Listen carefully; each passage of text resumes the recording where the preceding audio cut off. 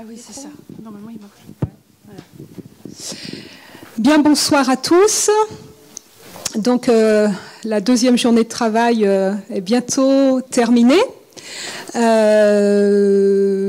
une petite soirée un peu festive, au cours de laquelle j'espère que vous pourrez continuer d'apprécier l'organisation. Il est temps pour nous d'avoir un retour des entreprises. Donc, nous allons avoir ce temps de questions-réponses avec les organisations qui sont présentes. Mais tout d'abord, je vais donner la parole à Franck Debouc, qui est directeur de l'École centrale de Lyon, qui va donc, dans un premier temps, s'adresser à vous au nom du président de l'Université de Lyon, et puis après, qui co-animera donc cette table ronde avec Marie-Françoise Morizur. Voilà, je lui cède tout de suite la parole. J'essaie de parler sans micro. Est-ce que tout le monde m'entend sans micro? C'est bon? Sans micro, on gagne comme ça un peu d'énergie. Voilà. Franck Debouc, directeur de l'École centrale de Lyon, et je vais vous excuser auprès de M. Khaled Bouabdellah, président de l'Université de Lyon. Alors, mesdames, messieurs, les chefs et directeurs d'établissement, mesdames et messieurs, les représentants du monde économique, chers doctorants, combien de doctorants qui levaient les doigts, les doctorants? Tous. Ça, le premier rang. Je la prends par d'abord. Alors, chers collègues, je suis donc très heureux de participer à cette première édition des doctoriales, donc organisée par les services de l'Université de Lyon. Ce dispositif unique s'inscrit dans notre mission globale de promotion du doctorat auprès des milieux socio-économiques et d'accompagnement des futurs docteurs vers une insertion professionnelle de qualité et adaptée à leurs besoins, souhaits, compétences. Je tiens à excuser M. Khaled Bouabdellah, retenu pour une réunion sur l'IDEX. Avec un potentiel de 5400 doctorants inscrits dans 17 écoles doctorales et plus de 1000 docteurs par an qui soutiennent une thèse de l'Université de Lyon dans tous les domaines, sciences exactes, sciences expérimentales, sciences de la vie et de la santé, sciences humaines et sociales. Le pôle Lyon-Saint-Étienne est un site majeur du doctorat en France. Vous le savez, le diplôme de doctorat est un diplôme important puisque depuis 2016, c'est l'Université de Lyon qui délivre à l'échelle, le diplôme à l'échelle du site. La question de l'avenir professionnel de nos docteurs est au centre des préoccupations de l'Université de Lyon. En effet, le Centre d'études et de recherche sur les qualifications, le CEREC, rappelle que le taux de chômage des docteurs avoisine aujourd'hui 10%. Et on aimerait que ce soit 0%.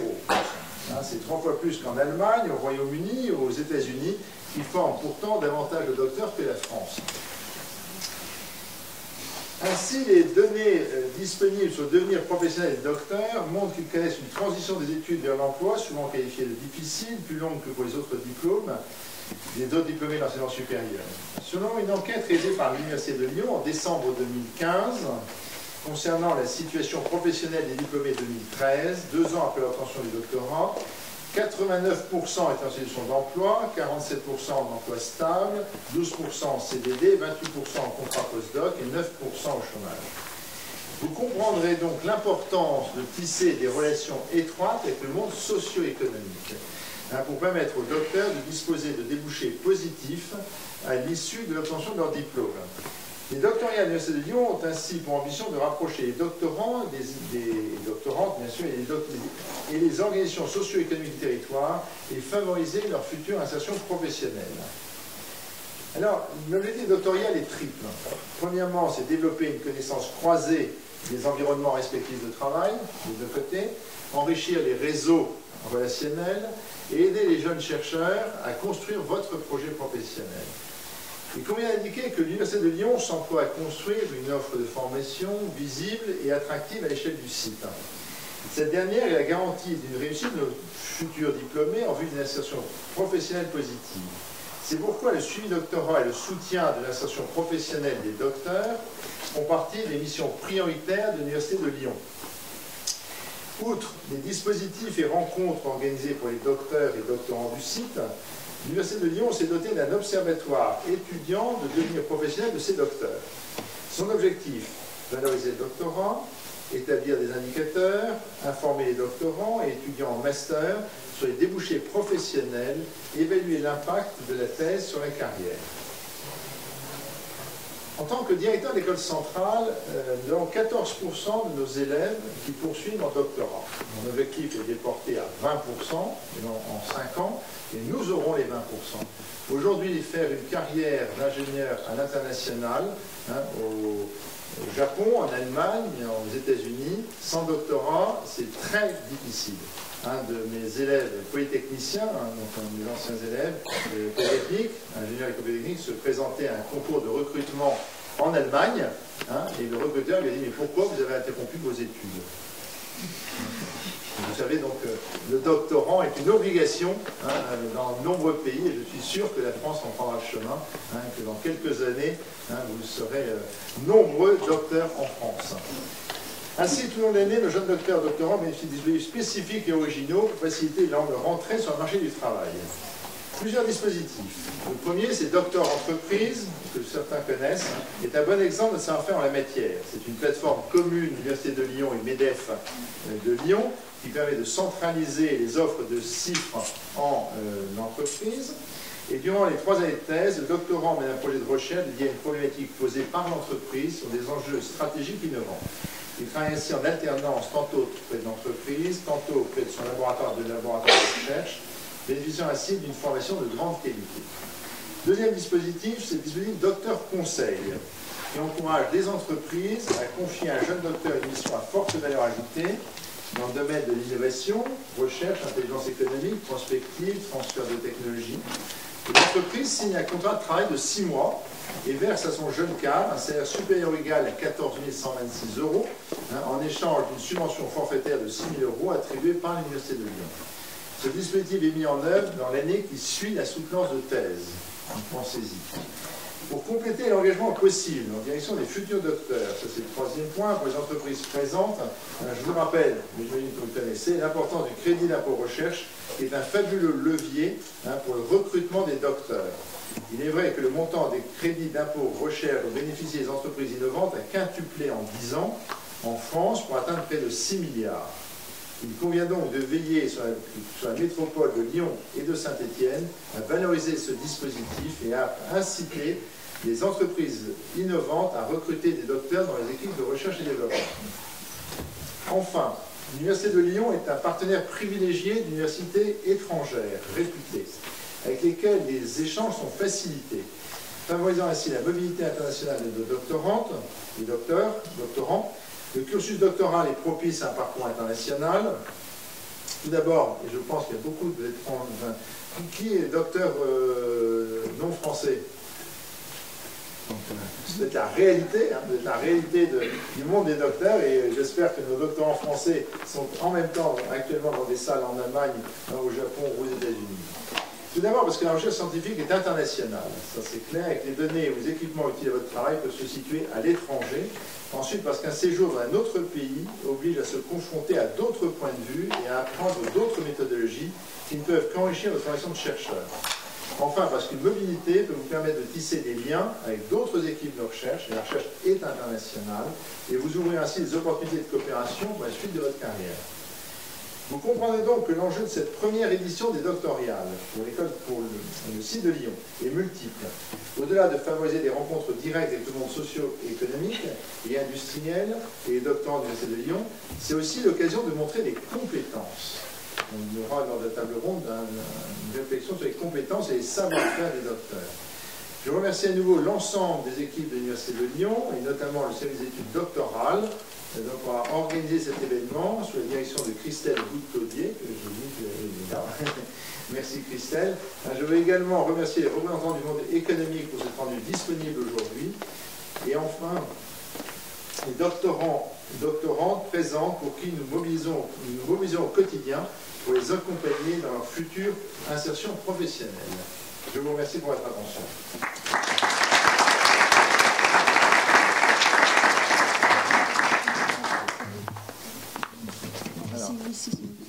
Allez-y, je laisse.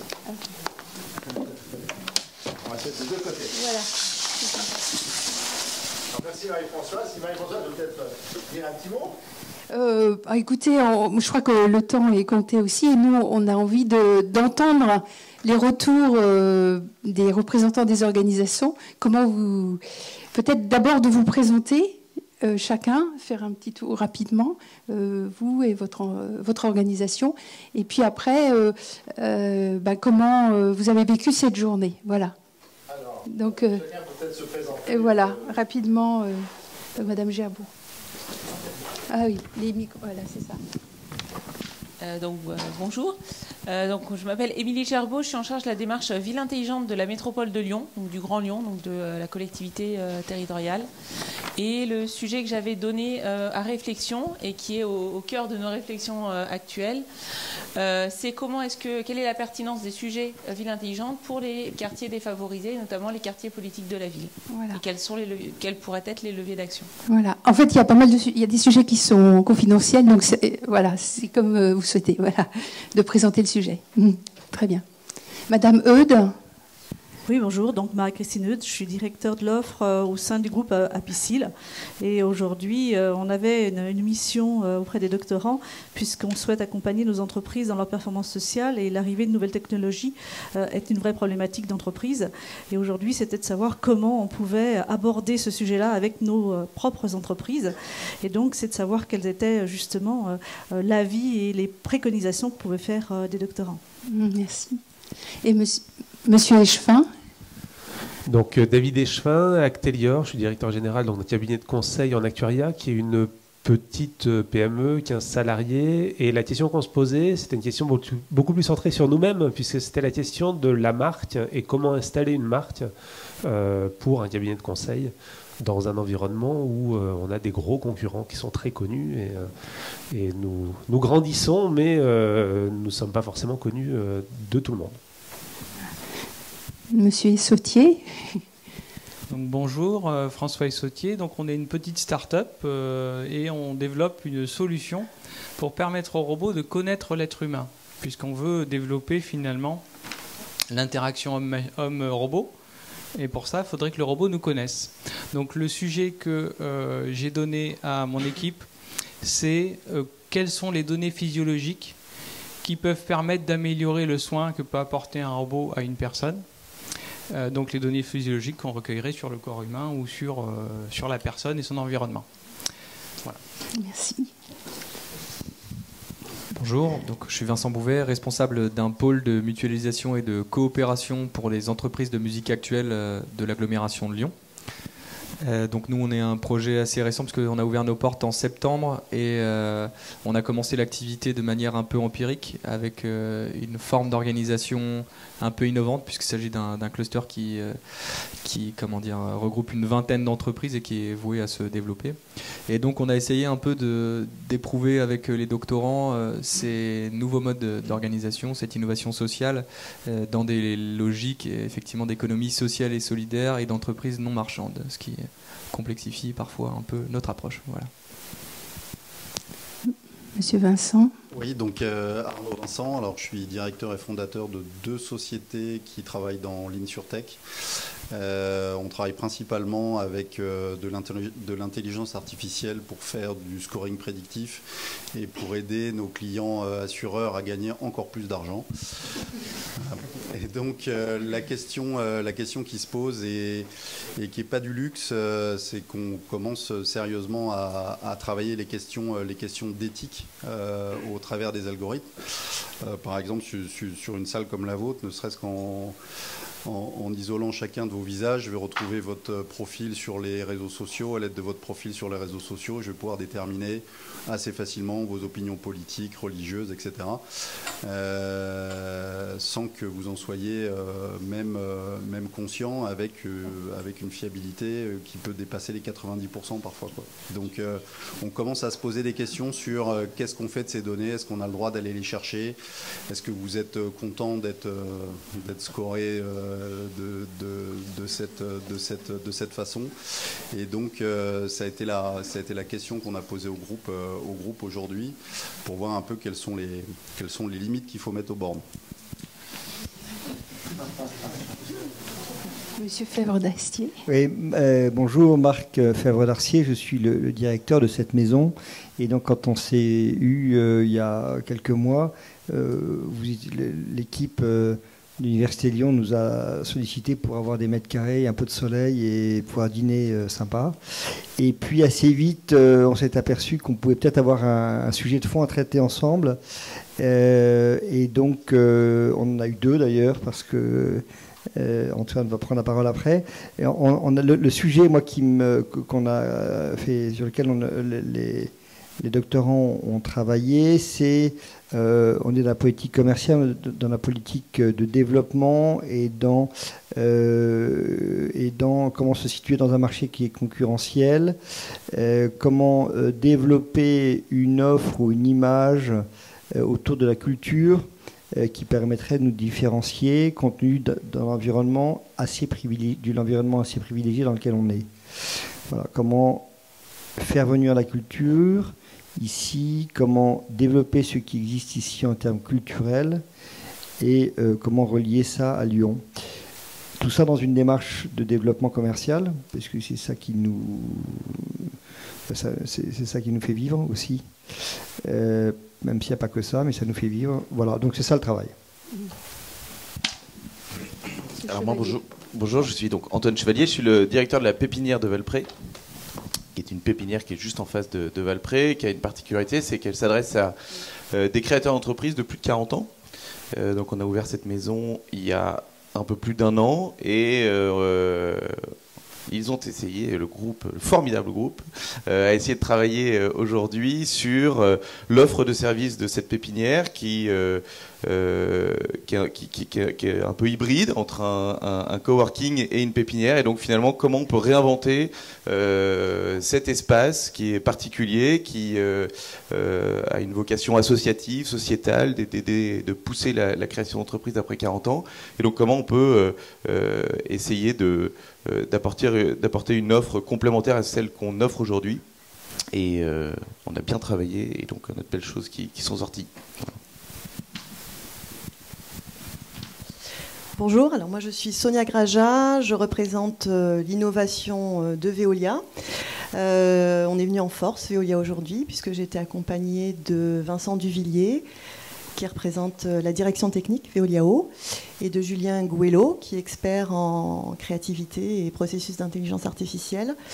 Le sujet d'intelligence collective, pas du tout artificielle. C'est à côté. Pas du tout artificielle, comme la journée d'aujourd'hui l'a prouvé. Donc le sujet proposé aux doctorants aujourd'hui, c'était celui de la perception par l'usager, par le consommateur, de la qualité de l'eau au robinet. Donc on s'est adressé aux doctorants en fait à 3 titres. D'abord en tant que consultant, puisque c'était le jeu aujourd'hui, en tant qu'expert dans leurs thématiques respectives, et en tant qu'usager consommateur. Voilà. Donc c'était vraiment très intéressant. Bonjour, donc moi c'est Fabrice Axiza. Donc j'avais fait toute ma carrière avant à l'étranger dans le domaine des textiles intelligents et des textiles lumineux. Et maintenant, donc, il y a des rares sociétés qui justement produisent de façon industrielle et qui commercialisent tout ce qui est textile lumineux. Et il s'avère que c'est une société qui s'appelle Brochet Technologies. Et moi, je représente la branche médicale. Donc, je dirige la recherche dans la branche médicale qui s'appelle Neomedlight. Et donc, comme on est des rares, on aimerait bien... nous sommes une toute petite société, on est 7 personnes. Et malgré tout, on aimerait très vite nous pousser à l'international. Donc, on cherchait à avoir les bonnes stratégies et les bonnes idées pour pouvoir atteindre des marchés internationaux de façon pérenne. Merci. Bonjour, moi c'est Antoine Piriot, je suis fondateur d'une start-up qui s'appelle Factories. Et nous, on propose un service de partage de ressources entre entreprises. Donc on met en relation les entreprises pour qu'elles puissent partager du matériel ou des ressources humaines en fonction de leur variation d'activité. Donc une entreprise qui va avoir une baisse d'activité à un instant T va pouvoir proposer son matériel ou ses compétences, ses ressources humaines à d'autres entreprises qui ont des besoins. Donc on va mettre en réseau comme ça les entreprises. Et on utilise pour ça une plateforme web qui sert de plateforme d'échange, qui sert vraiment à gérer le flux entre les entreprises. Mais comme on s'adresse au secteur industriel, on a besoin d'être présent sur les territoires et besoin d'une présence physique. Et donc le sujet sur lequel ont planché les doctorants était de savoir comment transformer notre business qui est 100% digital aujourd'hui en un business également physique avec l'ouverture prochaine d'agences dans les principales agglomérations. Merci. Madame Terralia. Bonjour, oui, je suis Aurélie Caneva, je suis chargée de mission chez Terralia. Donc Terralia, c'est le pôle de compétitivité des filières végétales, agricoles et alimentaires. Donc je prends le relais de ma collègue Géraldine Croze qui a dû partir plus tôt et qui s'en excuse.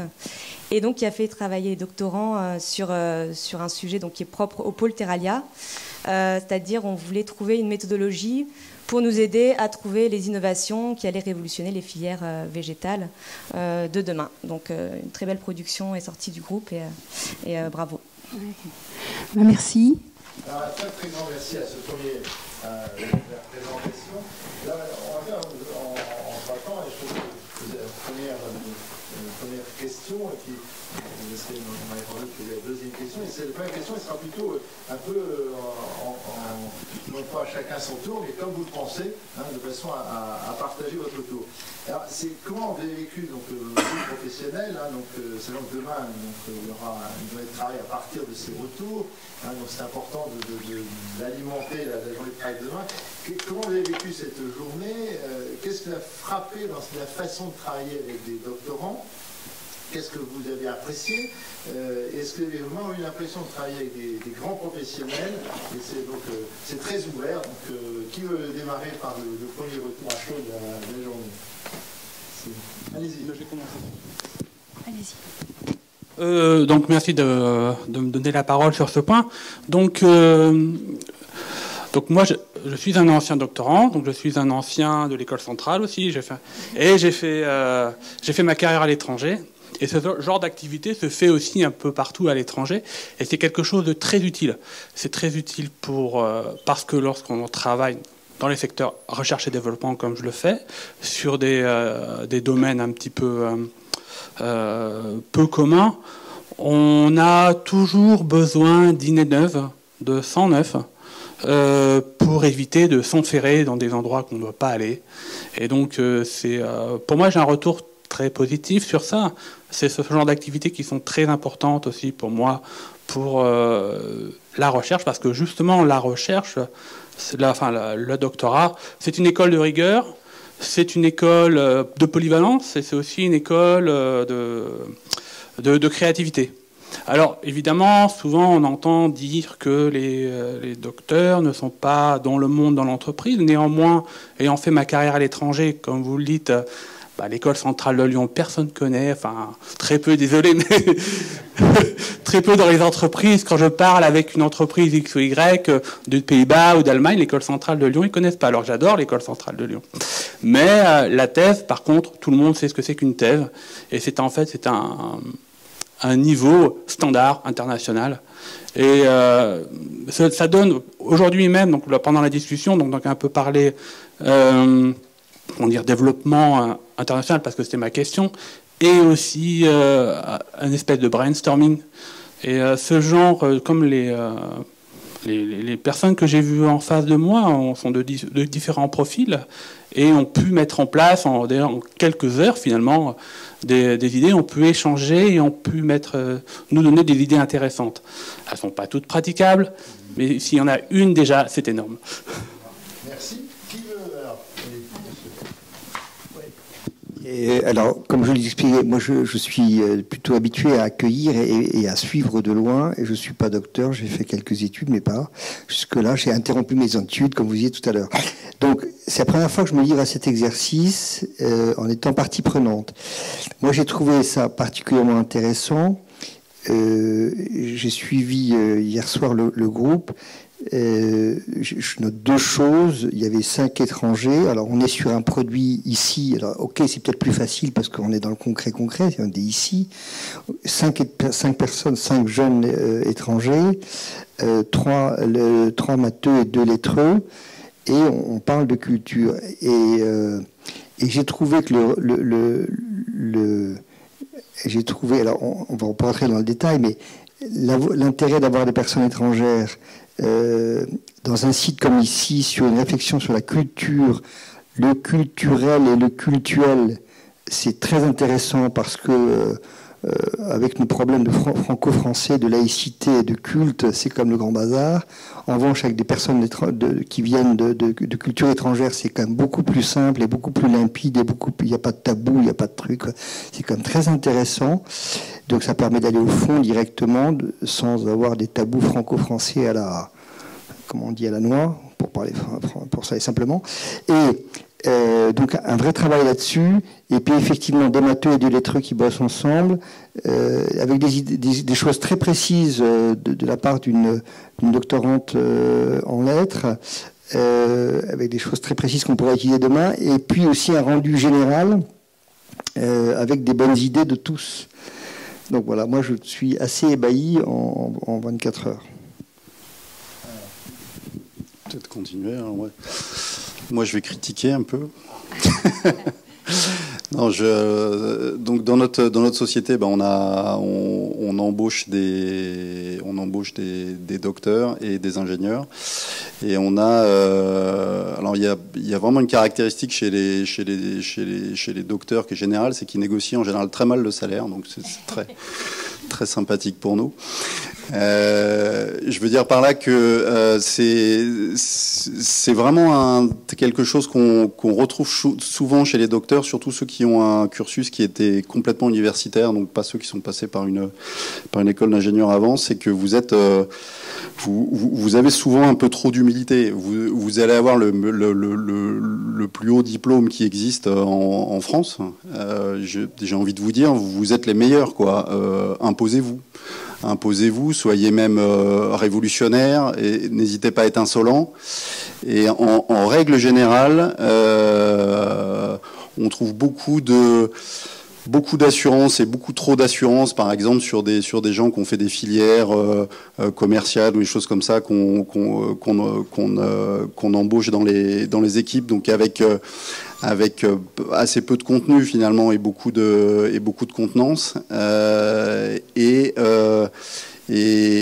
c'est le conseil que je vous donne, vous, aux futurs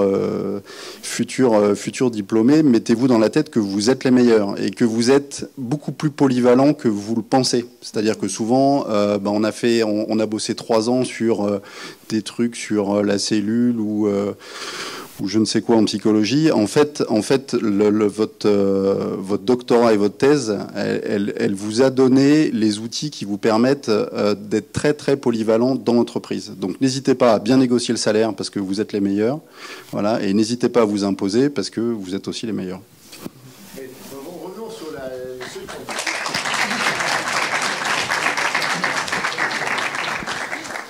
Alors dès qu'ils sont les meilleurs, les applaudissements. Recette facile. Qui a parlé de ton expérience d'aujourd'hui? Alors, ce que je trouve intéressant aujourd'hui, effectivement, j'ai ressenti la même chose, c'est-à-dire le multiculturel, et ça c'est très utile, très intéressant, surtout dans mon domaine où, là en fait, avec un robot, on essaye de faire du massage. Donc là, on est vraiment dans le culturel. Ce que j'ai trouvé intéressant, c'est effectivement les approches assez variées des gens, les personnalités aussi de chacun, et de voir comment chacun prenait sa place dans le groupe. Effectivement, j'ai senti un petit peu trop d'humilité. Ouais. J'ai reçu en fait finalement 2 rendus. Un rendu sous forme de PowerPoint que j'ai trouvé qui manquait un peu de structure, un peu de percutant, un peu de démonstratif, et un rapport a priori plus complet, mais j'ai pas eu le temps de le lire. Donc j'attends d'être convaincu en lisant le rapport. Mais disons que là on voit que il faut peut-être apprendre un petit peu à vous vendre un peu plus et à être percutant, même impertinent. Je trouve que le terme est juste parce que finalement, dans toutes les informations que j'ai, c'est des choses assez raisonnables. assez travaillé, réfléchi, mais ça manque peut-être un peu de flamme, un peu de folie. Donc voilà, il y a des choses à travailler là-dessus. Ce que j'ai trouvé, par contre, là où je sais que c'est fiable, les informations que vous m'avez données. Je sais que vous ne m'avez pas triché, que vous n'avez pas cherché à me survendre des choses qui n'étaient pas faisables, choses qu'on n'a pas forcément avec d'autres formations. Donc merci pour ce retour. Après, je sens qu'effectivement, je pense qu'il y a un peu d'assurance à prendre, que ce soit quand vous prenez la parole ou quand vous créez, vous faites votre présentation. Tout le monde n'a pas forcément parlé, tout le monde n'a pas forcément osé donner ses idées. Il y en a eu quand même des excellentes. Moi, ça fait quand même 1 an et demi que je travaille sur ce dossier-là. Et il y a eu des doigts qui a été posé sur des sujets qui me titillent depuis un bout de temps, avec quelquefois un début de réponse. Donc ça, c'est fort, et vous pouvez être fiers de ça. Merci. Je voulais juste rebondir sur la question des compétences effectivement transversales. C'est que moi, s'il y avait une chose que je retenais justement par rapport à ce travail avec les doctorants et l'équipe que je remercie, c'est la capacité en fait à s'approprier un sujet qui a priori hier soir où je me suis dit ah oui, il y a quand même un chemin qui est assez long à parcourir, de s'approprier ce que c'est qu'une collectivité territoriale, ce que c'est que la Smart City, alors qu'aucun d'eux n'avait d'expertise dans le domaine, et ce que c'était qu'un quartier politique de la ville, alors qu'aucun d'eux n'était urbaniste. Et malgré tout ça, il y a effectivement des réponses qui sont très pertinentes et où ils ont effectivement eu un regard nouveau, ils ont renversé la question pour apporter des réponses qui n'étaient pas le même angle qu'on adressait jusqu'à maintenant. Je vais juste continuer parce que, excusez-moi, mais c'est vrai que nous, on a vraiment vécu la même chose, hein, la capacité de pouvoir assimiler on va dire une thématique qui est relativement resserrée, et le côté spécialité, je dirais, qui ont apporté une vision complètement différente de ce que l'on a pu avoir, avec un exercice qui n'est pas simple, mais je rejoins votre perception. Nous, ça fait déjà 2 ans, 3 ans qu'on travaille sur le sujet, et quand on voit la qualité des livrables qui ont pu être faits aujourd'hui, qui est une vraie synthèse de quelque part la recherche qu'on a pu faire depuis quelques années avec des non-experts, je trouve que on peut leur tirer notre chapeau, parce que franchement, ils se sont vraiment appropriés le sujet. Et en effet, on a eu, pour anecdote, une présentation 3 fois. Et en fin de compte, on s'aperçoit que leur montée en maturité est vraiment importante, puisque la première fois, il y avait des hésitations, la deuxième fois, c'était superbe, la troisième fois, c'était encore mieux. Et on voit quelque part cette maturité avec même des idées qui émergent. Et je voulais me faire témoin de leur frustration, puisque du coup, au fil de l'eau, ils s'aperçoivent qu'ils n'ont même pas eu le temps de pouvoir développer toutes les pistes qui étaient investiguées. Donc j'ai trouvé ça vraiment formidable. Merci. Et je les remercie. Nous, on est venu là avec 2 objectifs, en fait. 2 objectifs, voilà. Donc, un objectif sur la forme et un objectif sur le fond. L'objectif sur la forme, c'était de vivre une expérience, en fait. De vivre une expérience de créativité, d'une part, et de confrontation, d'autre part, entre notre monde industriel et le monde universitaire, et puis entre toutes les disciplines qui étaient représentées parmi les doctorants. Et un objectif de fond, c'est de repartir avec des vraies pistes et des vraies idées, parce qu'on en a besoin. Et moi, je suis désolée, mais on est comblé sur les 2 plans. On est vraiment comblé par l'expérience de créativité qu'on a vécue, parfois angoissante, parce qu'on a eu des moments de grosses divergences, de grosses dispersions, et on s'est demandé, et les doctorants se sont demandé aussi, si un jour ça allait reconverger, et ça a reconvergé magnifiquement.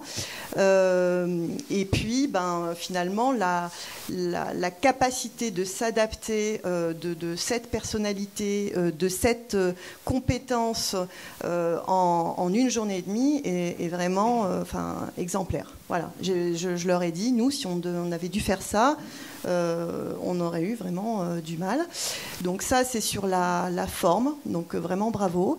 Et sur le fond, on avait en plus une personne qui représentait l'exploitation de Veolia, donc on a 4 regards différents et on est unanime sur la qualité des idées proposées, la richesse du travail fourni en un temps très court et sur le format aussi utilisé pour délivrer le contenu qui a été vraiment top, et on a vraiment envie d'embarquer ces doctorants et qui viennent présenter leur travail à d'autres équipes. Voilà. Monsieur. Alors je vais répéter sûrement beaucoup de choses qui ont été dites, mais je trouve que dans notre groupe, j'ai ressenti un petit peu de tout.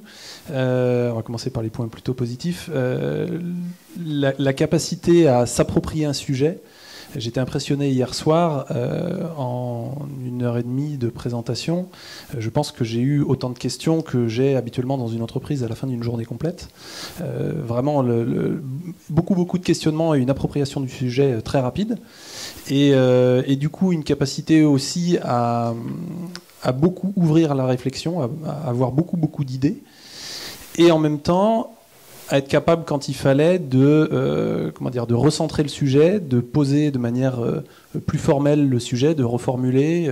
Voilà, un côté plus académique qui est assez impressionnant. Hier soir, je suis parti en me disant où est-ce qu'on va, et puis ce matin, quand je suis arrivé, ça reprenait un chemin beaucoup plus carré. Donc ça, j'ai trouvé ça très intéressant, ce mélange à la fois de créativité et d'être capable de borner le sujet. Et je reste sur ma fin sur 2 points. Premier point qui est l'aspect économique, où on avait un sujet qui aurait pu être abordé d'un côté très business et finalement qui était pratiquement absent du travail, mais on a eu le temps d'échanger. En une journée de travail, c'est pas évident non plus, mais certains autres profils l'auraient sûrement abordé que par le côté business. Là, finalement, ce côté, il manquait complètement. Et puis là, je rejoins le côté consensuel, on va dire. On a un projet, nous on porte un projet qui est assez en rupture. J'imaginais qu'on pousse encore plus loin les idées, les limites de ce qu'on propose, parce que nous on est plutôt ouverts à ça. Finalement, c'est resté assez consensuel.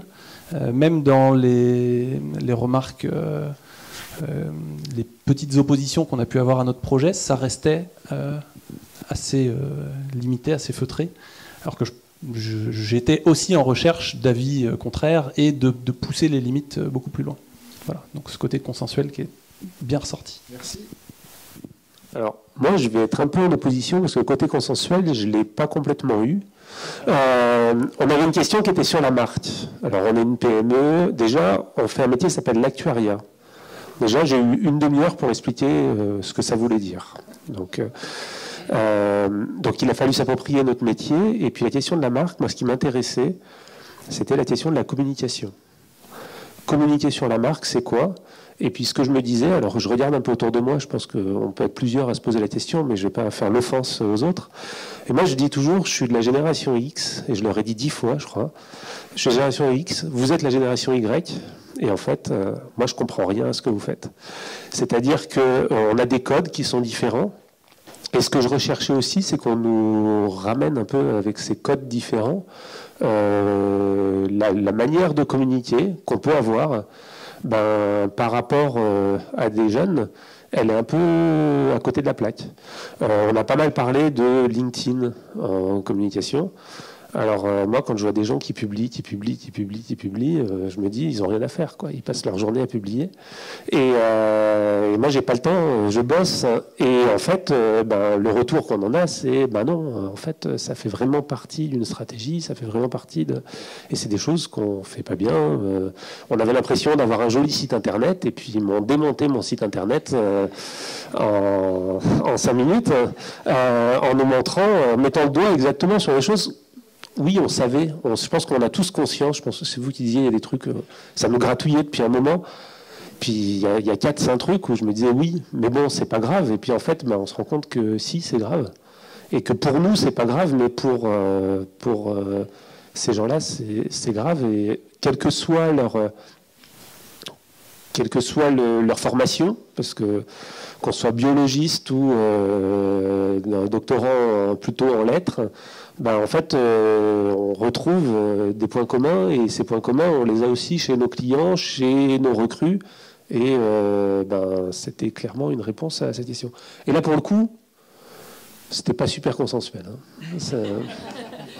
Voilà, Marie-Françoise, peut-être la deuxième question. Oui, peut-être madame. Oui, moi je dirais quand même dans le sens de la plupart des gens qui sont présents ici, pour dire que déjà c'est une belle aventure humaine en fait. Enfin, au sein du groupe, il y a tout de suite eu quelque chose de très fort. Chacun a trouvé sa place, chacun avec ses compétences pour répondre à un problème qui était complètement inconnu en fait, et puis des structures aussi qui étaient un peu particulières. Bon, pôle de compétitivité, c'est pas forcément évident de savoir quels sont les enjeux, et sur un sujet aussi large que l'innovation, j'ai trouvé qu'il y a beaucoup de choses qui sont sorties très intéressantes. Donc à ce niveau-là, c'était vraiment bien. Et avec finalement une méthodologie qui est sortie et qu'on va pouvoir utiliser en fait au sein du pôle. Des pistes qui seront bien sûr à approfondir, parce que forcément avec le temps imparti pour ce type d'exercice, je trouve que c'est très, très difficile. Et vraiment, on a été vraiment agréablement surprise par le rendu et voilà ce qui est sorti de ces 2 jours. Donc encore bravo pour ce travail. Merci beaucoup. Je vais faire mon retour aussi du coup avant de passer à la question suivante. Vous avez invité trop d'entreprises. Non, mais c'était bien. Du coup, voilà, moi c'était une première pour le travail dans cette configuration-là avec le monde de la recherche, et j'ai trouvé l'expérience vraiment très enrichissante, je pense, des deux côtés, voilà, de la problématique. J'ai été frappé par la curiosité des doctorants qui ont bien voulu se pencher sur notre cas, puisque nous, on représente un groupement d'entreprises des musiques actuelles, donc chacun a sa pratique par rapport à ça. Tout le monde est déjà allé voir des concerts, s'enfermer dans des salles obscures avec beaucoup de bruit et un peu de bière. Et du coup, c'était intéressant d'essayer de remonter toute la filière avant d'accéder, de faire se rencontrer des œuvres et un public. Quel est tout le processus, quelles sont toutes les interactions, les phénomènes de production dans cette filière qui est très complexe et qui est absolument bouleversé par les arrivées d'Internet et puis par la baisse des financements publics aussi. Donc on se pose des vraies questions, il y a des vrais challenges à relever dans notre secteur d'activité qu'on essaye du coup d'affronter par des nouveaux modes d'organisation, voilà, des regroupements en clusters, etc. Voilà. Et donc moi je suis arrivé en expliquant ça à nos jeunes amis, c'était pas simple de les initier au fonctionnement d'un secteur assez particulier, le monde de la culture, en essayant d'expliciter aussi le fait que nous, ce qu'on vend, c'est d'encourager les structures adhérentes à coopérer, à mutualiser, à se regrouper pour dépasser leurs limites, etc. Et ça n'était pas simple. Donc la première soirée s'est un peu passée autour de ça. J'ai essayé de creuser, de déblayer, de répondre à toutes leurs questions, puisque, comme je disais, ils étaient extrêmement curieux et ils ont posé tout un tas d'excellentes questions. Voilà. Ce jour, le deuxième jour, était hyper intéressant parce qu'effectivement, très rapidement, on a choisi un angle d'attaque qu'ils ont pu explorer toute la journée. Et donc ils avaient continué, eux, à travailler hier, évidemment, et à voir comment, ensemble, ils pouvaient avoir une intelligence collective, etc., sur un domaine qu'ils ne connaissaient absolument pas.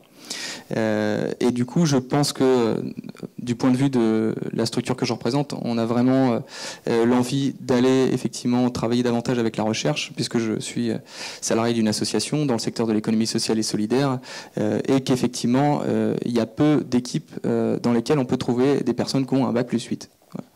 Je pense que c'est dommage, mais je pense qu'il y a aussi des moyens, par le biais de partenariats avec l'université, justement, de travailler sur ces complémentarités entre l'innovation sociale et la recherche. Et je suis persuadé qu'il y aura des collaborations dans le futur et qu'elles seront très fructueuses. Voilà. Merci à vous, en tout cas. Merci beaucoup. Alors, Monsieur Chevalier. Non, moi, un peu en synthèse, ça n'a pas toujours été très consensuel. Je ne sais plus lequel a eu, mais avec beaucoup de joie, du coup, parce que c'était... en fait, ce que je retiens, c'est un peu égoïste, mais je trouve que c'était très agréable à un moment donné de faire une pause dans nos vies, mais des deux côtés, j'ai le sentiment, et de se dire bon bah en fait on va repenser, enfin en tout cas pour nous où on a vraiment remis toute la structure en jeu finalement, et où on s'arrête et on se dit on va chercher toutes les petites bêtes, on va essayer d'inventer des nouvelles choses, on va essayer de se poser les bonnes questions. Je partage complètement que j'ai été très étonné. Hier, il y a eu des milliards de questions, souvent très pertinentes. Et en repartant, je me disais, mais comment on va finalement réussir à faire quelque chose demain, parce qu'il y a plein de questions, parce qu'il y a plein de choses, parce que c'est des gens qui sont pas connaissent peu le sujet ou pas le sujet du tout. Et donc, ce matin, on est arrivé telle une révélation. Il y avait une ligne assez précise, assez claire. Et les livrables en sont la preuve, c'est-à-dire qu'on a une vraie feuille de route. Du coup, ça va nécessiter beaucoup de travail derrière, mais de mise en place de toute cette feuille de route, mais une très belle expérience. Voilà. Merci à mon groupe. Merci beaucoup. Peut-être alors ce qu'on aimerait, parce que c'est précieux pour nous, hein, pour tous les doctorants qui sont là et pour notre travail demain, c'est que vous pourriez préciser en quoi cette journée, quels sont les bénéfices, en quoi cette journée est un bénéfice pour votre entreprise, avec quoi vous repartez concrètement, et est-ce qu'il y a des choses, des recommandations qui sont utilisables pour vous dans, je sais pas, dans les mois qui viennent ou dans, voilà. Avec quelque chose. Est-ce que vous repartez avec quelque chose concrètement? Voilà. Je ne sais pas si quelqu'un veut s'exprimer. Chacun va s'exprimer parce que je pense que c'est. Ouais, c'est ça. C'est très important pour toute l'Assemblée. Voilà. Alors, bien que ce ne soit pas consensuel, moi je suis reparti avec ce que je suis venu chercher quelque part. C'est-à-dire que je cherchais des orientations, un ressenti, des idées, des priorités aussi, alors des axes simples, des axes plus longs, en interne comme en externe, et on a des actions qu'on va pouvoir mettre en place, certaines, alors je ne dis pas demain, on a de la chance, on a un petit week-end devant nous, donc on va pouvoir réfléchir un petit peu. Mais dans les prochaines semaines, les premières actions vont venir immédiatement. Vous pourrez regarder notre site internet dans quelques temps. Et puis d'autres qui sont plus sur une orientation d'entreprise, et comme on est dans une réflexion sur, on passe 15 salariés, donc on passe d'une toute petite entreprise à une entreprise un peu plus grosse avec d'autres problématiques, et donc ça rentre complètement dans cette démarche-là, et là c'est super parce que on a rarement un regard extérieur en fait. C'est assez difficile pour, alors je sais pas pour les autres si vous avez la même chose, mais quand on est dans une PME, d'avoir un miroir, c'est extrêmement difficile. Et on peut avoir des copains, mais ils sont dans des environnements différents, on n'a pas forcément envie de parler de ça avec eux. On a nos conjoints, mais en général, ils n'en ont pas grand-chose à faire de ce qu'on fait au boulot, ou ils n'ont pas trop envie de l'entendre. Donc, du coup, c'est extrêmement intéressant, avec des gens qui n'y connaissaient rien il y a 24 heures. Quoi. Je pense que notre entreprise et notre activité, autour d'ici, à part Veolia, je pense qu'il y a très peu d'entreprises qui étaient connues des doctorants. Et la pépinière de Velpré, bien sûr. Hein, mais il va falloir qu'ils attendent un petit peu avant de venir. Vous avez mis une limite d'âge, voilà. Donc, sur un métier que vous ne connaissiez pas, pouvoir nous apporter ça, c'est extrêmement intéressant. Merci. Est-ce qu'il y a toujours sur le côté concret? En données concrètes, moi je pense qu'il y a deux plans. Le sujet développement commercial et le positionnement commercial et la différenciation, c'est un sujet long terme. Et donc là, on a évoqué de manière très précise des pistes long terme. Et donc ça, c'est très satisfaisant parce que, objectivement, ces questions, on n'a jamais le temps de les traiter. Donc là, on a une vision à long terme. Et puis en même temps, on a un sujet qui traîne depuis 1 an et demi, qu'on n'a pas traité, qu'on ne traite pas. Et puis un participant a dit, non mais attends, il faut traiter cette question, et puis vous pourriez la traiter comme ça.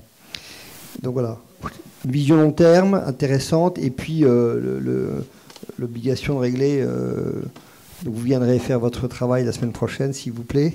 L'obligation de régler un souci qu'on avait et qui traîne depuis longtemps.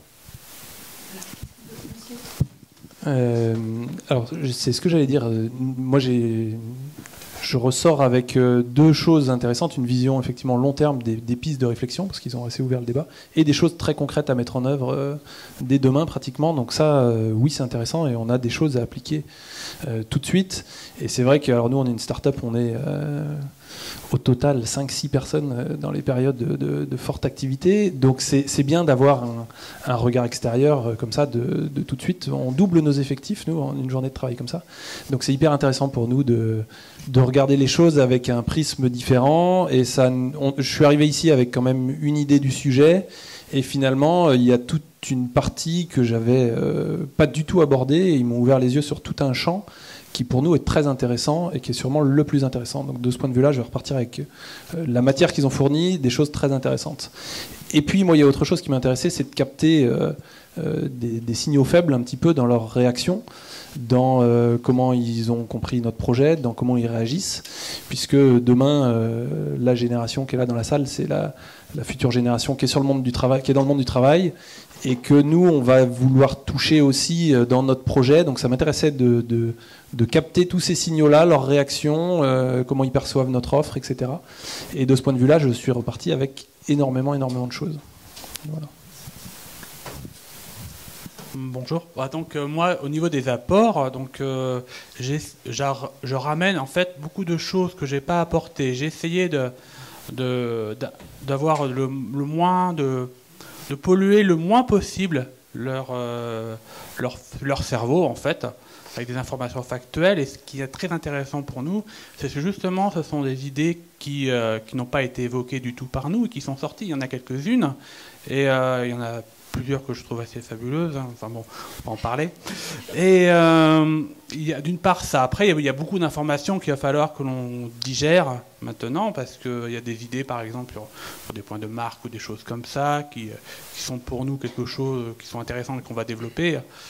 Néanmoins, vraiment, ce que je garde, en fait, c'est toute une série d'idées qui sont assez amusantes, et qui nous va nous permettre de ensuite, à partir de ce terreau, parce que c'est un terreau d'idées, une fermentation, disons, à pouvoir extraire la substantifique moelle en fait et savoir où est-ce qu'on va aller avec quoi. Je vais prendre la suite. On a 3 livrables vraiment intéressants. Le premier, c'est une grosse prise de conscience, en fait, du regard porté par ce groupe, et qui est un regard représentatif, sans doute, sur l'action de Veolia. Ensuite, on venait avec un objectif sur la forme qui était de pouvoir démontrer ensuite en interne qu'un processus d'innovation basé sur de l'intelligence collective, de la créativité ouverte sur l'extérieur et sur des compétences très diversifiées était très efficace et qu'on pouvait le pérenniser. Donc, mission accomplie de ce point de vue-là. Et puis, enfin, on venait chercher des pistes de réflexion et on en a des très pertinentes. Voilà. J'ai été rapide parce que je voudrais peut-être donner la parole à Vincent, si tu veux compléter. Non, c'est bon. Alors, nous, il y a eu... Encore une fois, c'est un projet jeune, donc ça a été très intéressant d'avoir de remettre en cause l'évolution du projet, qui est un bébé, et donc dans les missions, enfin dans ce qu'on va pouvoir faire et mettre en place assez vite, c'est repenser, c'est se dire bon bah ok, ça fait 1 an qu'on existe, qu'est-ce qui a changé depuis 1 an, et donc là je crois qu'on a bien avancé sur de belles routes de réflexion. Il y a des choses très concrètes aussi qui peuvent effectivement se modifier dès demain. Et le 3e point, je crois que c'est aussi de repartir avec l'idée que ces groupes de travail-là, c'est une richesse formidable, et que pour les créateurs de la pépinière, il faut qu'à un moment donné on puisse réussir à faire la même chose, à les confronter à des regards externes, et qui puissent eux-mêmes essayer d'en tirer tout le bienfait que nous on en a tiré ces 2 jours. Moi, ça me permet de rebondir parce qu'on a une structure extrêmement jeune aussi. On a à peu près 7-8 mois d'activité. Et du coup, j'étais pas arrivé avec des attentes particulières. On avait, sur la préparation de ce séminaire-là, isolé plusieurs pistes de réflexion qui devaient être saisies ou pas par les doctorants présents. Et surtout, nous, on travaille sur des modes d'organisation collaboratifs, et j'étais convaincu qu'on arriverait à produire quelque chose, même avec à peine 24 heures de réflexion. Et, voilà. Et ça a finalement été le cas. Justement, l'équipe avec qui j'ai eu le plaisir de travailler a réussi à modéliser une représentation graphique, un schéma, des modes d'organisation complexes qu'on met en place avec différents types de relations, qui vont de la relation commerciale classique ou presque à quelque chose de collaboratif, donc des échanges de prestations ou de réflexions non facturées, mais aussi du partenariat vraiment avec des entreprises aussi différentes que une banque, une université, la ville de Lyon, je sais pas, un comptable, un cuistot, un prestataire technique, des gens qui n'ont rien à voir et qui pourtant arrivent à faire des choses et pour lesquels l'échange de services facturés n'aurait pas vraiment de chance parce qu'il est parfois difficile d'échanger les services à leur juste valeur. Voilà. Et donc on arrive à un outil qui est fonctionnel, qui va pouvoir aussi évoluer dans le temps et sur lequel on va pouvoir faire de l'info et expliciter des règles de fonctionnement aussi bien à l'intérieur du collectif qu'à l'extérieur, à des futurs partenaires, etc. etc. Donc bravo à vous en tout cas. Merci. Oui, alors moi j'étais ce matin encore, on concevait d'obscurs algorithmes pour rassasier des actuaires en soif de rentabilité. Merci. Et finalement, à la fin de cette journée, je communique plutôt maintenant comme défenseur des droits numériques des utilisateurs pour obtenir des meilleurs tarifs auprès de leur assureur. Et très concrètement, c'était un timing qui tombait bien puisque demain matin, en fait, je fais une présentation qui est assez importante pour l'avenir de ma société et mon interlocuteur m'a dit il faudrait aborder le sujet éthique quand même parce que vous comprenez, voilà, c'est important pour nous. Donc je repars avec un livrable que je vais utiliser dès demain matin. Alors c'est aussi à titre personnel, mon épouse me dit en permanence je comprends absolument rien de ce que tu fais et je vais pouvoir lui dire mais ma chérie je fais de l'humanisme numérique. Et donc merci le groupe de m'avoir soufflé cette définition.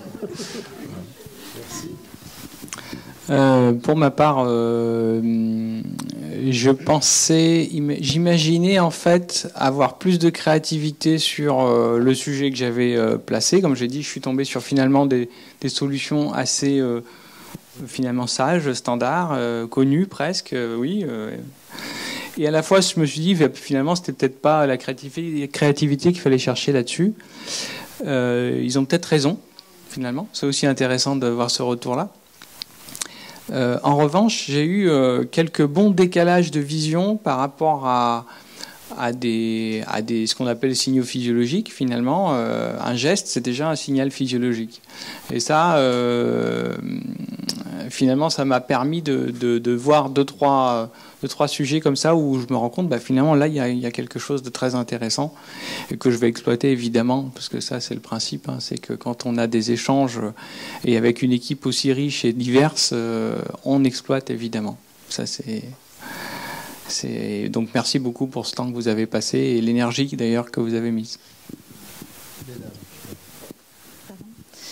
Donc au niveau des livrables, ils étaient de plusieurs natures. On a eu déjà une confirmation de ce que l'on faisait puisque la thématique était de traiter de la problématique de l'arrivée de l'intelligence artificielle dans les entreprises et pouvoir accompagner les salariés dans leur santé au travail. Donc c'est un sujet qui était compliqué.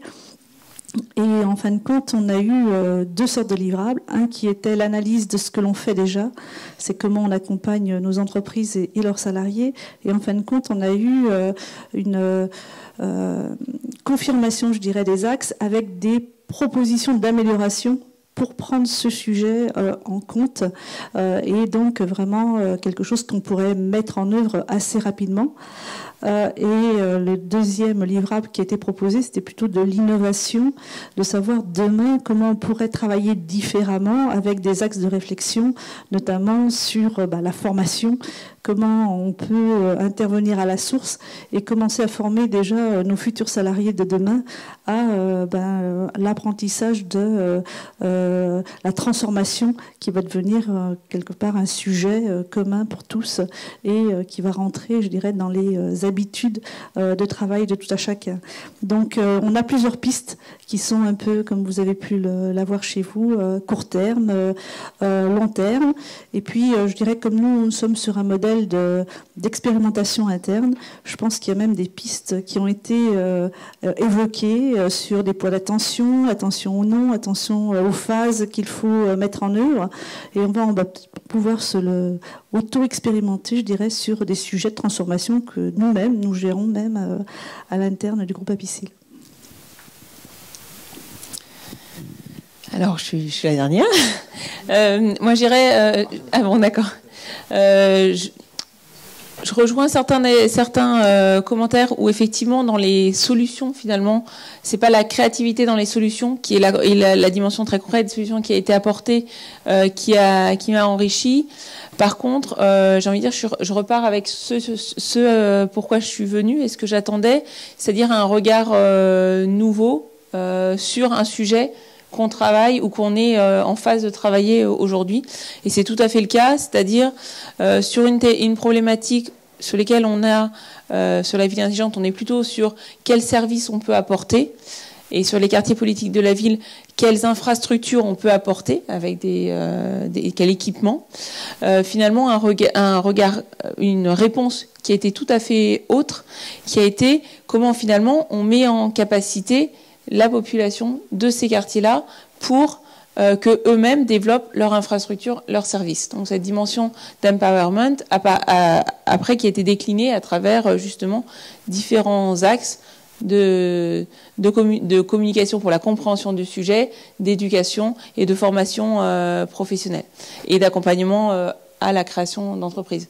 Donc, du coup, j'ai envie de dire, je ne veux pas dire que très concrètement, il y a effectivement des solutions qu'on applique demain. Par contre, ça enrichit de fait largement la réflexion et très concrètement, ça ouvre également le champ des acteurs finalement qu'on va impliquer dans cette démarche. Oui, il y a eu plusieurs choses qui sont ressorties du groupe en fait.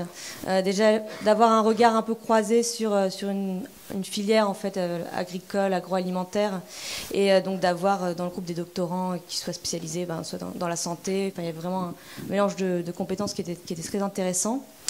Et du coup d'avoir pu se mettre autour de la table pour créer vraiment une méthodologie pour nous permettre nous de définir les innovations qui seraient intéressantes.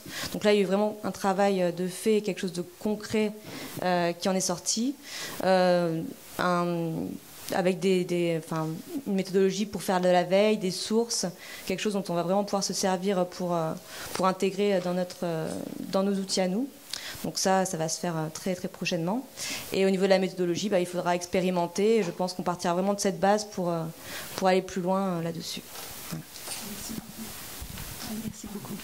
Donc on voit qu'on est très très loin de l'image des doctorants ou des docteurs rats de laboratoire. En fait, vous nous avez montré que sur des sujets qui sont vraiment très loin en fait de leur sujet de recherche, ils sont capables d'apporter beaucoup.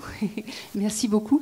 Alors aussi, ce qui est précieux aussi pour eux, c'est quels conseils vous leur donneriez, mis à part, je me souviens de mieux négocier le salaire ou être moins humble, comme on a dit. Est-ce qu'il y a des conseils que vous voudriez leur donner? Il n'y a pas d'ordre, tout le monde n'est pas obligé de répondre, c'est comme vous le souhaitez. Voilà. Notre doctorant. C'est la fatigue. Bon, allez. Donc, moi, au niveau des conseils, j'étais à la centrale, et puis après, j'ai fait ma thèse. Et puis, j'ai fait toute ma carrière, finalement, une partie au Japon, une partie en Europe, et j'ai eu énormément de contacts à l'étranger. Et c'est vrai que je rejoins parfaitement la remarque concernant l'humilité. Et c'est vrai que je l'ai vécu aussi. C'est-à-dire que, comme dans la thèse, on se retrouve en fait à se remettre en question véritablement parce que on est devant l'inconnu et on développe justement cet aspect je suis pas grand-chose devant la science et donc voilà, ce que je fais ça vaut pas grand-chose, alors que c'est vrai que il est très étonnant de voir que les connaissances que l'on acquiert pendant le doctorat sont des connaissances vastes, autres que par le technique, mais on va gérer des projets, on va gérer souvent des équipes, parce que souvent on a des stagiaires ou des étudiants qui viennent là, et c'est vraiment une école qui ça vaut vraiment le coup de développer. Et je reviens sur mon point, c'était n'hésitez pas aussi à partir à l'étranger, parce que justement cet aspect thèse, c'est l'une des clés pour l'international. Donc moi, c'est plutôt les Pays-Bas, la Belgique. J'ai eu aussi pas mal de contacts au Québec. Et il est vrai qu'à partir de là, même en Allemagne, le titre de docteur, sur ma carte, il y a docteur, et c'est une clé en fait. C'est une clé de sérieux. Donc, allez-y franchement, soyez fiers de votre titre, finalement, parce que c'est un titre et qui est reconnu, quoi. Alors, autre conseil. Alors, c'est pas évident de donner des conseils vu le très bon niveau de qualité de prestation qu'il y a eu quand même. Donc sur le fond du travail, sur la méthode, sur beaucoup de choses, j'ai pas forcément de conseils à donner.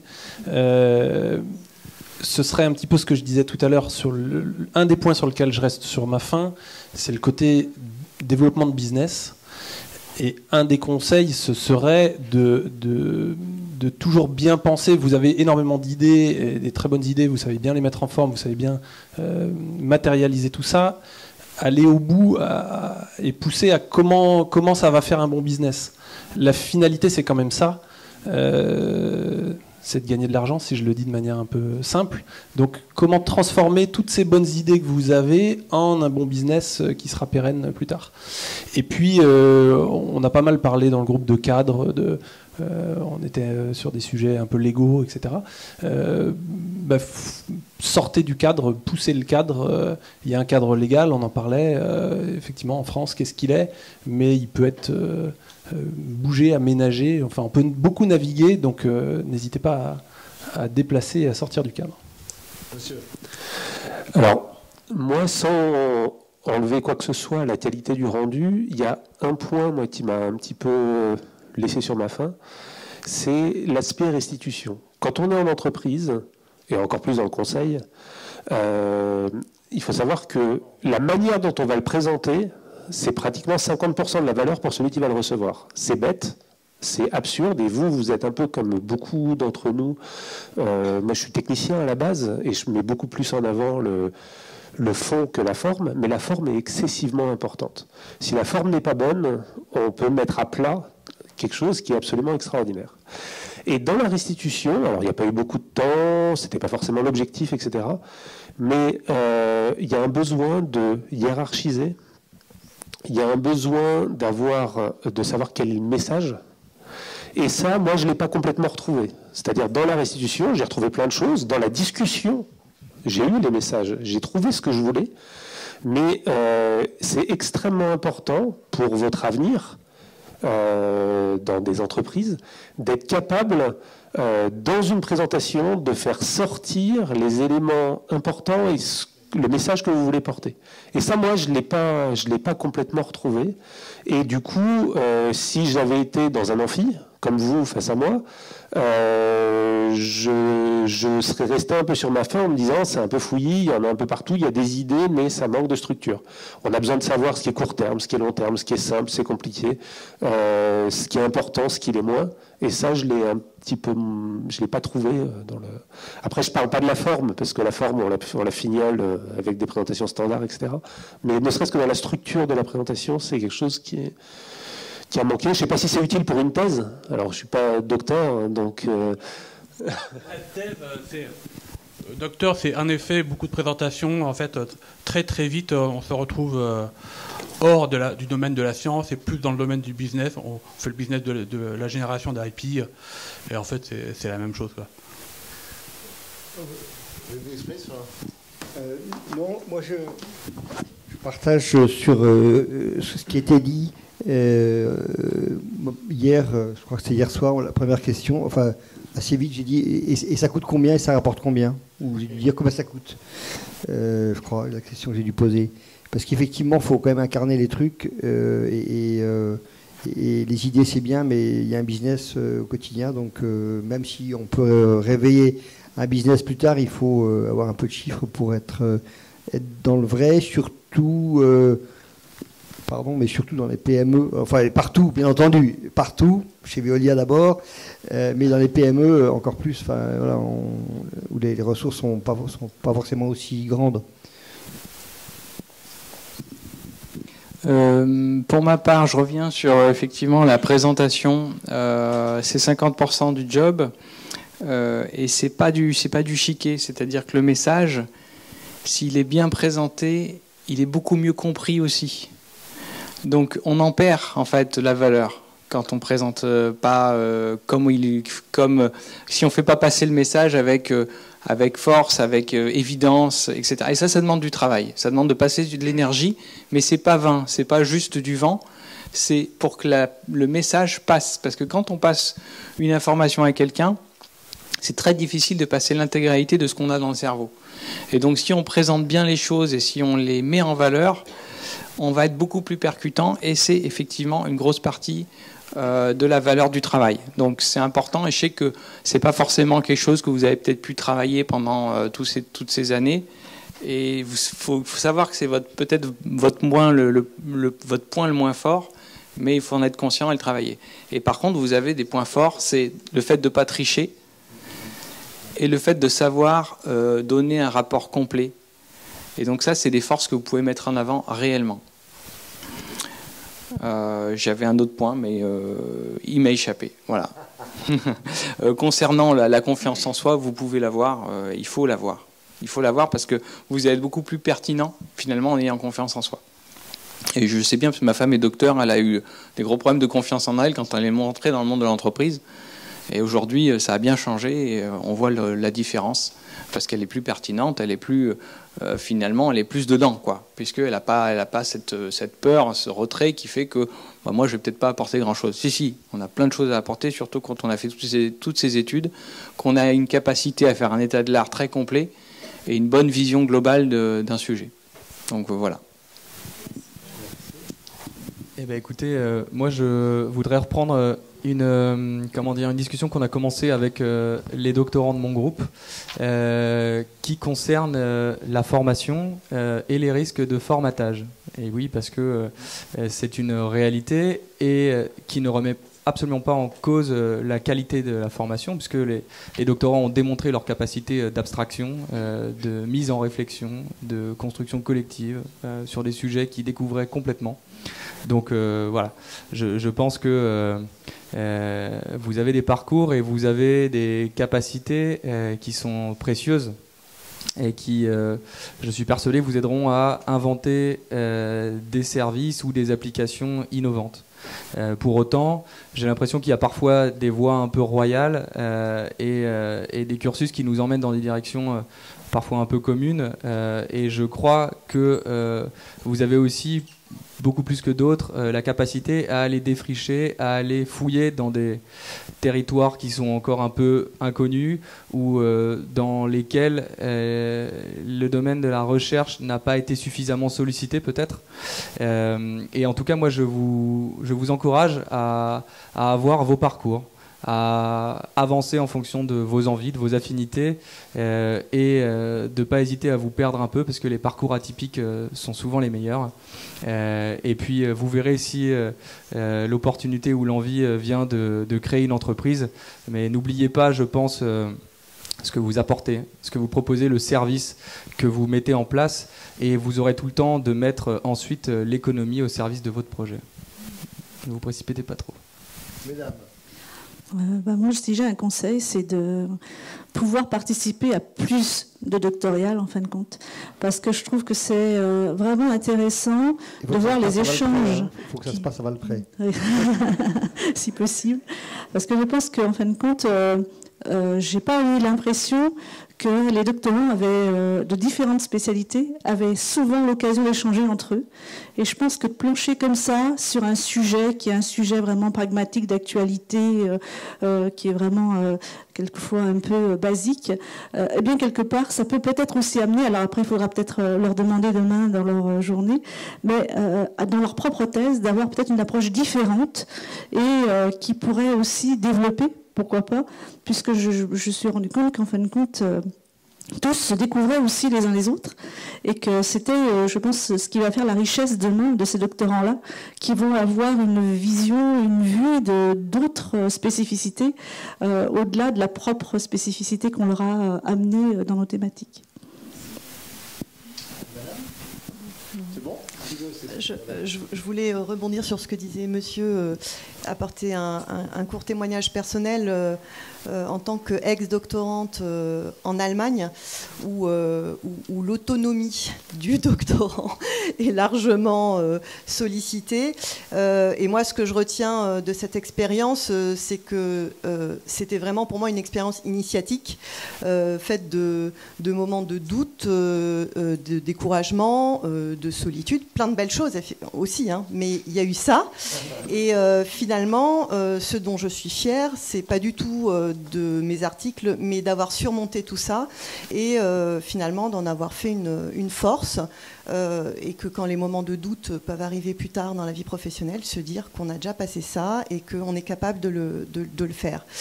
Donc c'est plus l'expérience pour moi qui compte, qui a compté en tout cas dans ma vie de docteur en Allemagne. Et puis, sinon, pour le futur, je dirais d'une expérience comme ça, ne doutez pas, puisque vous l'avez vu aujourd'hui, sur votre capacité à produire des idées, à acquérir des connaissances, à aller les chercher et à les engranger. Donc ça, il n'y a pas de doute sur le fait que vous ayez ces capacités-là. Par contre, gardez la mémoire de la richesse de cette ouverture aux autres mondes, aux autres compétences et aux autres milieux, et aux autres personnes et aux autres personnalités.